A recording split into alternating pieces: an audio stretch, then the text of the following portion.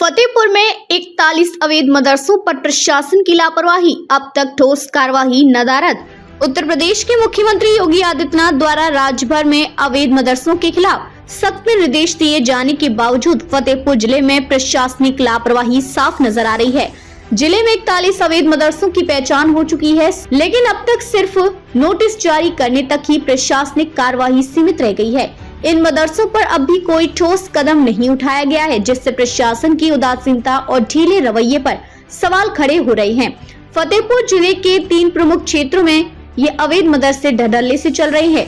खागा तहसील में 3, बिंदकी में 22 और सदर तहसील में 16 मदरसे बिना किसी मान्यता के संचालित हो रहे हैं। बिंदकी तहसील की हालत सबसे चिंताजनक है, जहां 22 अवैध मदरसे खुलेआम चल रहे हैं। इनमें से एक मामला मलवा कस्बे का है, जहां कुछ दिनों पहले ही एक मदरसे में एक छात्र के साथ कुकर्म के बाद उसकी हत्या कर दी गई। इस दर्दनाक घटना के बावजूद प्रशासन ने मदरसों पर कड़ी कार्रवाई के बजाय महज नोटिस भेजने तक ही अपने कर्तव्यों को निभाया है। प्रशासन की निष्क्रियता और सुरक्षा का सवाल। इस गंभीर स्थिति पर जिला अल्पसंख्यक कल्याण अधिकारी प्रशांत साहू ने बताया कि अवैध मदरसों की जांच के लिए जिला स्तर पर एक कमेटी का गठन किया गया है। हालांकि इस कमेटी के गठन के बावजूद अभी तक कोई ठोस कदम नहीं उठाया गया है और अवैध मदरसे बिना किसी रुकावट के चलते आ रहे हैं। स्थानीय लोगों का कहना है कि प्रशासनिक लापरवाही के कारण इन मदरसों में बच्चों की सुरक्षा पर भी खतरा मंडरा रहा है। मलवा की घटना ने स्पष्ट किया है कि अवैध मदरसों में न केवल बच्चों का भविष्य अधर में है, बल्कि उनकी जान को भी जोखिम है।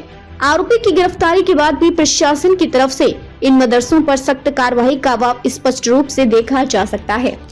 और जिले में तो टोटल कितने मदरसे चल रहे हैं, कितने मान्यता प्राप्त है, कितने बिना मान्यता प्राप्त है, कितने वैध अवैध? जनपद फतेहपुर में कुल 111 रजिस्टर्ड मदरसे हैं और जो 2022 में एक सर्वे हुआ था उसमें 41 गैर मान्यता प्राप्त मदरसे। गैर मान्यता प्राप्त जो मदरसे होते हैं उन पर आपके द्वारा कोई कार्रवाई की जाती है?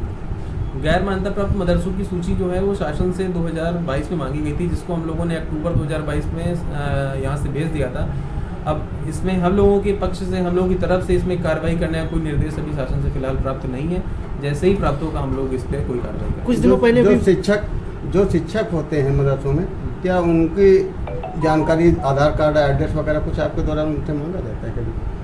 देखिए, जो हमारे जो अनुदानित मदरसे हैं इनकी तो पूरी जानकारी अभी तक हमारे पास है, लेकिन जो गैर मान्यता प्राप्त मदरसे हैं उनकी भी हम लोगों को 13 बिंदुओं में रिपोर्ट मांगी गई थी।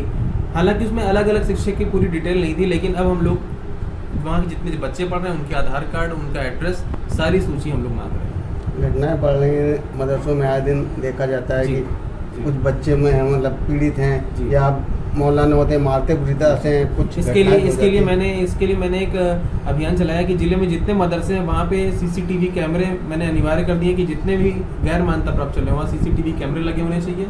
अभी तक फिलहाल जो चल रहे हैं, संचालित हो रहे हैं, तब तक के लिए सीसीटीवी कैमरे लगवा लें, अपना रजिस्टर बना लें जिसमें कि कितने वहाँ शिक्षक पढ़ा रहे हैं, कहाँ से पढ़ा रहे हैं, उनकी आईडी का विवरण हो उसमें, और जितने बच्चे पढ़ रहे हो उनका भी आधार कार्ड, आईडी, उनके गार्जियंस के मोबाइल नंबर, सब कुछ होने चाहिए। क्या नाम?